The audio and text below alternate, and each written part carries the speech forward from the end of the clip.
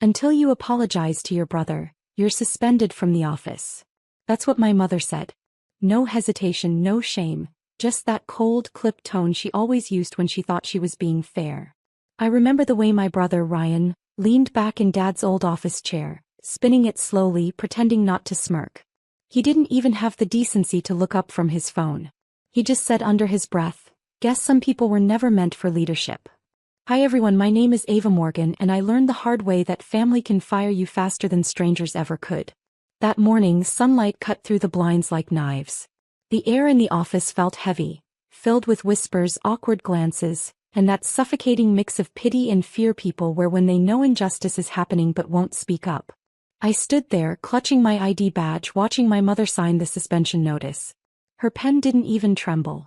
"You've embarrassed this family enough," she said. "Ryan deserves respect.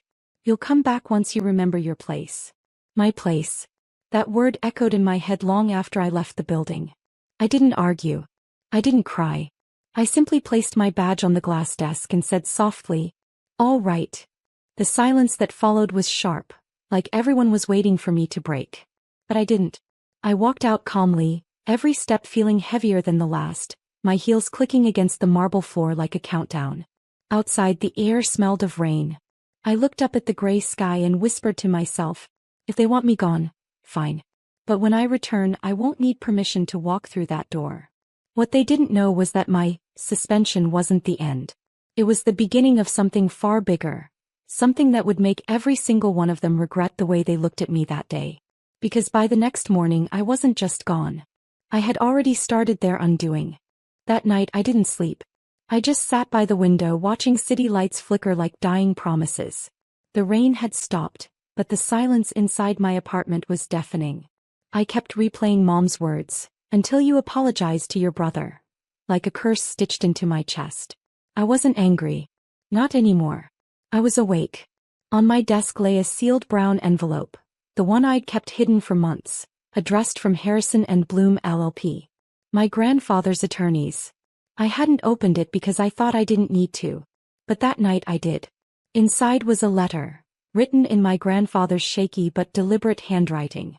"If you're reading this, Ava, it means the company has turned into exactly what I feared. Remember, the shares under Morgan Enterprises Trust are yours, not theirs. Don't let blood blind your worth." I stared at those words for minutes that felt like hours. My hands trembled, not from fear but from realization. Everything they built, the office, the contracts, the empire, stood on my name. Ryan had always been the golden child, but he never read the fine print. And Mom, she never believed I was capable of strategy.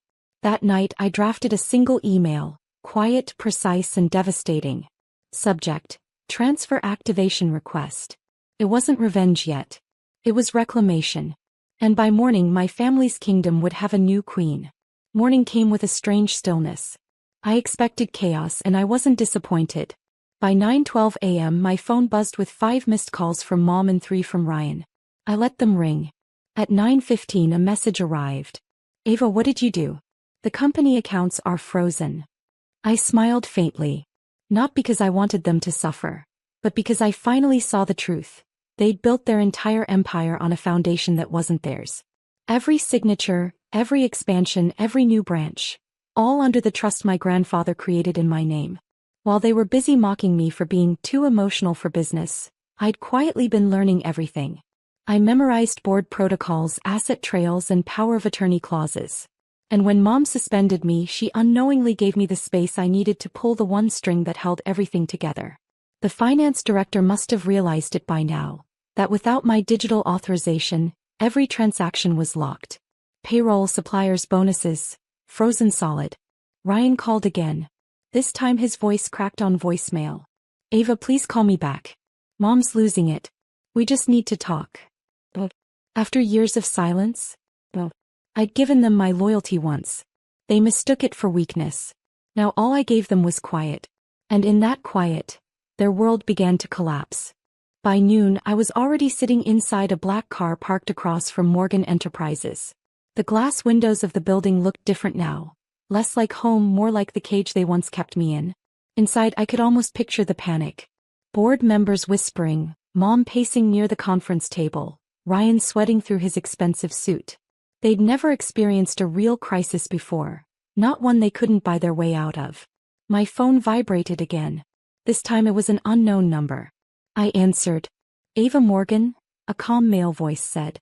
This is Charles from the board. I've just reviewed the trust documents. We need to meet, immediately.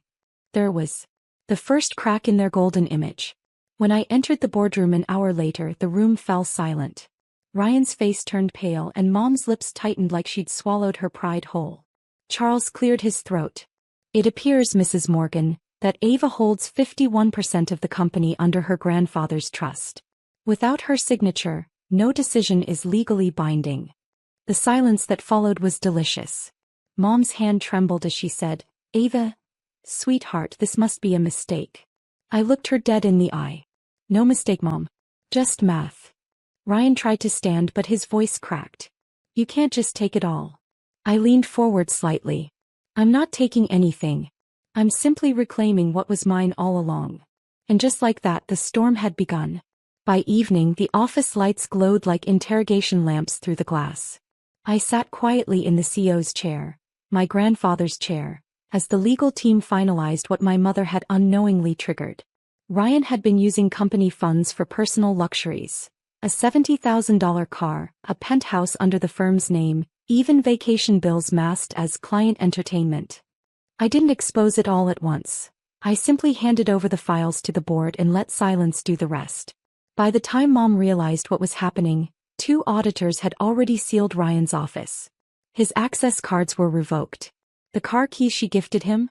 Returned to the company fleet. I didn't shout. I didn't gloat. I just watched. Every smirk, every insult, every "you'll never make it" she'd thrown at me, it echoed in that silence. Mom's voice finally broke through.